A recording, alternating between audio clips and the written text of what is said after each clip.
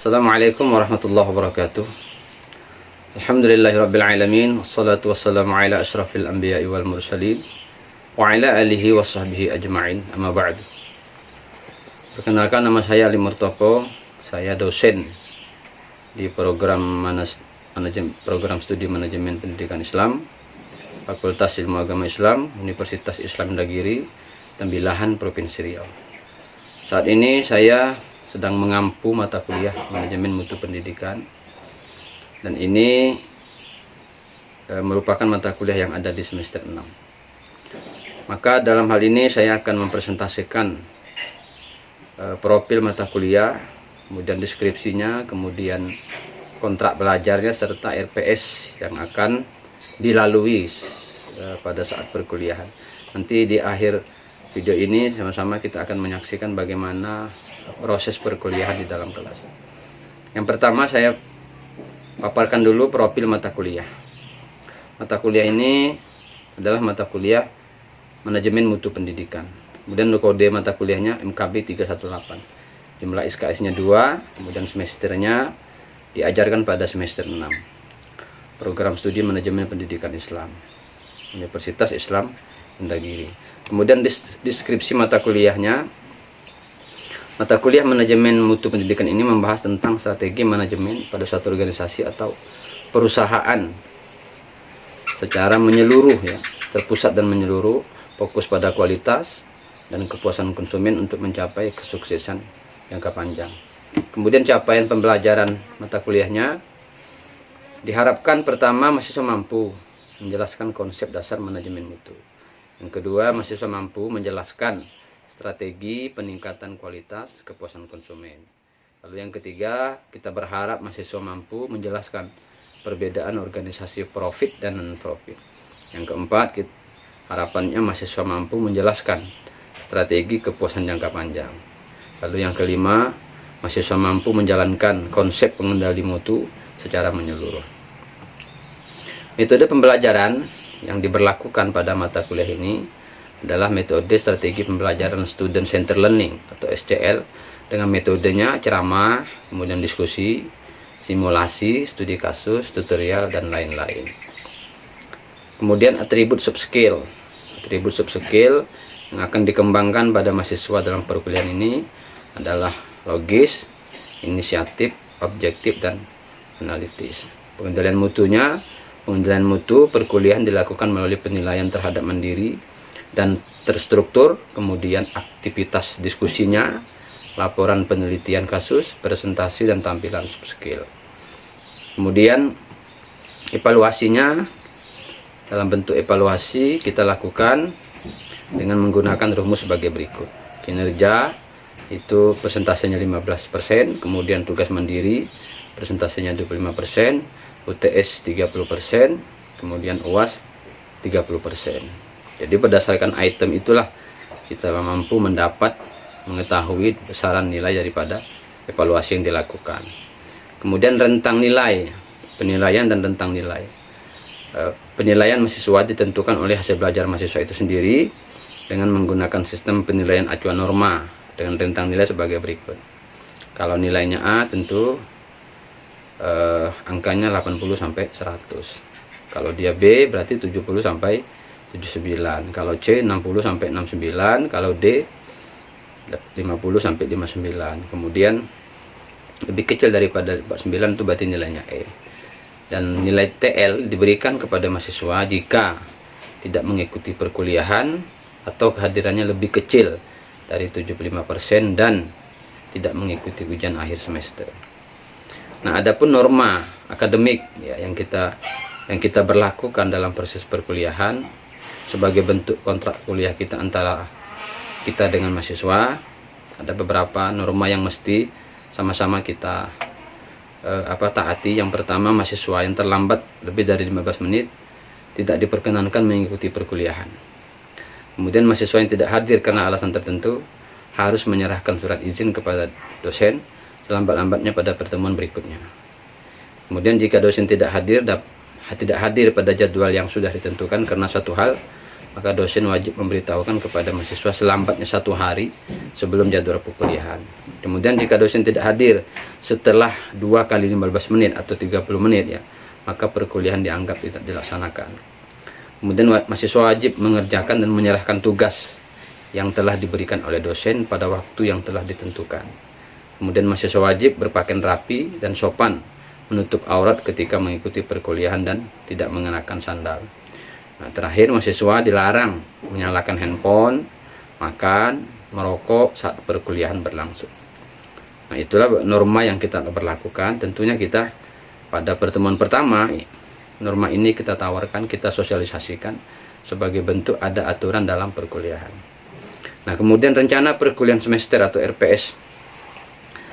Pertemuan pertama tentunya kontrak kuliah kita bahas dulu. Nanti baru dilanjutkan dengan memahami konsep total quality management. Lalu di pertemuan kedua kita membahas tentang faktor-faktor penyebab kegagalan total quality management. Lalu yang ketiga kita membahas tentang perkembangan dan perspektif kualitas. Lalu yang keempat kita membahas profitabilitas, daya saing, serta konsep value chain dan kemitraan. Kemudian yang kelima kita membahas tentang latar belakang adanya ISO dan rangkaian standar ISO. Kemudian keenam kita membahas tentang konsep pelanggan, kepuasan dan kebutuhannya. Yang ketujuh kita akan membahas tentang konsep tentang karyawan, pelibatan, pemberdayaan dan penghargaan. Lalu yang ke-8 kita akan bicara tentang kita akan melaksanakan ujian tengah semester sebagai salah satu bentuk daripada evaluasi perkuliahan. Lalu setelah itu, setelah UTS kita laksanakan, pada pertemuan selanjutnya kita akan membahas tentang memahami definisi gaya dan manajemen konflik. Lalu kita membahas tentang alat-alat pemecahan masalah dan pengambilan keputusan. Baru kita akan berbicara tentang prinsip pembelajaran dan kurikulum pelatihan kualitas. Kemudian definisi benchmarking, jenis-jenisnya, prasyarat, aturan-aturan serta hambatannya. Kemudian pada pertemuan ke-13 kita akan berbicara tentang perbaikan berkesinambungan, yang mana pembahasannya melingkupi arti penting, pendekatan, proses perbaikan dan strategi perbaikan. Lalu pada pertemuan ke-14 kita akan bicara masalah biaya kualitas yang melingkupi definisi, konsep, perilaku dan kesalahan dalam biaya kualitas. Lalu yang ke-15 kita akan berbicara tentang kepemimpinan dan kerjasama tim. Nanti diakhiri perkuliahan itu pada session UAS. Ya, tentu ini adalah bentuk daripada dalam rangka untuk mengevaluasi penilaian dari kegiatan perkuliahan mahasiswa. Nah, referensi yang kita gunakan pada pertemuan kali ini, yang pertama kita menggunakan referensi Ciptono Pandi dan Diana Anastasia TQM ya, Total Quality Management, yang diterbitkan oleh Andi Yogyakarta tahun 2003. Lalu bukunya MN Nasution yang berjudul Manajemen Mutu Terpadu atau Total Quality Management yang diterbitkan oleh Galia Indonesia Jakarta tahun 2001. Kemudian buku Gasper Vincent dengan judul Total Quality Management, Gramedia Pustaka Utama Jakarta 2005. Dan tentunya kita masih terus memperbaharui referensi-referensi ini seiring dengan perkembangan daripada mata kuliah manajemen mutu pendidikan, yang mana referensi-referensi ini nanti terus kita perbaharui sebagai bentuk referensi tambahan dan referensi sekunder. Selanjutnya mari sama-sama kita menyaksikan proses perkuliahan di kelas. Selamat menyaksikan. Assalamualaikum warahmatullahi wabarakatuh. Waalaikumsalam warahmatullahi wabarakatuh. Alhamdulillahirabbil alamin. Allahumma shalli ala sayyidina Muhammad wa ala ali sayyidina Muhammad. Alhamdulillah kita diberikan kesehatan dan umur panjang. Kita bisa kembali bertatap dalam perkuliahan kali ini, yang kesekian kalinya. Dan pada siang ini kita akan membahas sebuah materi sub pembahasan ya, tentang pelanggan. Bagaimana kita lihat di PPT kita, dan sudah kita jelaskan beberapa minggu yang lalu tentang pola-pola manajemen mutu yang lain seperti akreditasi, kemudian akuntabilitas, kemudian ada lagi evaluasi. Maka pada hari ini kita akan membicarakan tentang pelanggan. Siapa itu pelanggan, apa haknya pelanggan, kemudian bagaimana ketika sebuah lembaga tidak memiliki pelanggan, atau apa kontribusi pelanggan terhadap kualitas sebuah produk atau sebuah lembaga. Nah, maka pada siang hari ini, sebelum kita memulai perkuliahan, seperti biasa kita absen dulu ya. Nah, silakan ketua kelas ambil absen. Jadi absennya sesuaikan dengan jumlah kesepakatan yang sudah kita sepakati. Baik, sebelum kita melanjutkan ke pembahasan kita, tentu ada hal-hal yang mungkin tidak dipahami dengan materi-materi pada pertemuan yang sebelumnya. Misalnya tentang akuntabilitas, tentang akreditasi, tentang evaluasi, dan lain sebagainya. Apakah ada yang ingin bertanya tentang materi-materi yang lalu? Nah, sudah dibahas. Dan mulai dari slide pertama sampai dengan slide yang berapa kemarin? Ke-15 ya. Silakan kalau ada yang ingin bertanya. Pelanggan. Jadi pelanggan itu ada beberapa poin. Siapa pelanggan itu? Pertama, pihak eksternal atau internal. Maksudnya apa? Pelanggan itu bisa aja orang dalam atau orang luar. Kalau di kampus di sini pelanggannya siapa? Mahasiswa, betul. Padahal mahasiswa itu berada di internal, ya kan? Lalu siapa lagi? Masyarakat luas bisa. Masyarakat luas kategorinya pihak eksternal. Jadi pelanggan itu bisa internal, bisa eksternal. Yang paling kuat merasakan efek produk itu internal. Antum ini, makanya antum ini berbahaya. Kalau ada pengakuan terhadap universitas misalnya, salah kuliah di UTC, mantap. Ini pelanggan internal yang ngomong bahaya. Karena Anda sudah merasakan produknya. Beda dengan masyarakat yang belum merasakan produk, itu namanya pelanggan eksternal. Banyak perempuan lidahnya ya.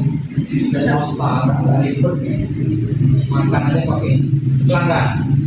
Selanjutnya, ini dalam konteks perguruan tinggi. Siapa pelanggan jika kita dalam konteks perguruan tinggi? Yang pertama ada namanya pelanggan eksternal. Siapa dia? Satu, mahasiswa. Pelanggan eksternal itu ada yang primer. Bertanya Pak, Ya silakan. Tentang pelanggan ini, kita kan sebagai pemberi jasa tentu mengharapkan kepuasan dari pelanggan. Nah, cara kita mencari kepuasan pelanggan itu dengan mengetahui bahwa pelanggan itu puas adalah dengan kita survei, bisa jadi kan Pak? Survei dan lain-lain. Tetapi bagaimana jika pelanggan tersebut sebenarnya tidak puas dengan pelayanan kita sebagai pemberi jasa, tetapi dia demi menjaga nama baik si pemberi jasa tadi, dia mengatakan yang tidak sebenar-benarnya gitu Pak. Apa solusi kita untuk mencari bahwa sebenarnya dia puas atau tidak? Bagaimana cara kita mengetahui selain survei tadi Pak? Terima kasih. Baik, terima kasih saudara Daru ya, atau Fikri. Jadi gini, untuk mengetahui sejauh mana jujurnya seorang pelanggan kan gitu dalam hal kualitas produk kita perlu mengambil sampel-sampel dari pelanggan lain. Begitu.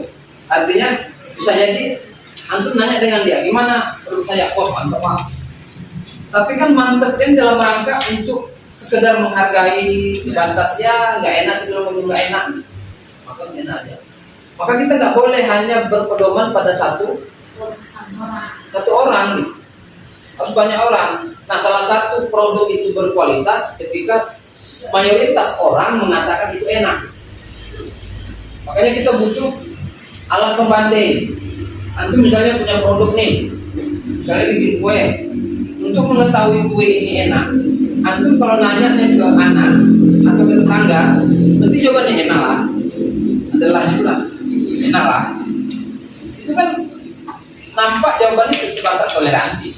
Tapi coba antum jual keluar gitu, orang-orang yang tidak ada kenal sama sekali. Lalu nanti lihat hasilnya apa? Tiba-tiba beberapa dekade kemudian atau seminggu dua minggu kok kawan ramai datang. Nah itu menandakan bahwa produknya bagus.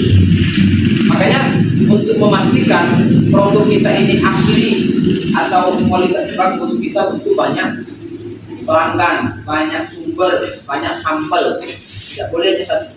Karena memang betul tadi ada pelanggan yang tidak jujur. Atau misalnya produk kita bagus, dia bilang tak bagus karena persaingan bisnis. Kayaknya kurang deh rasanya.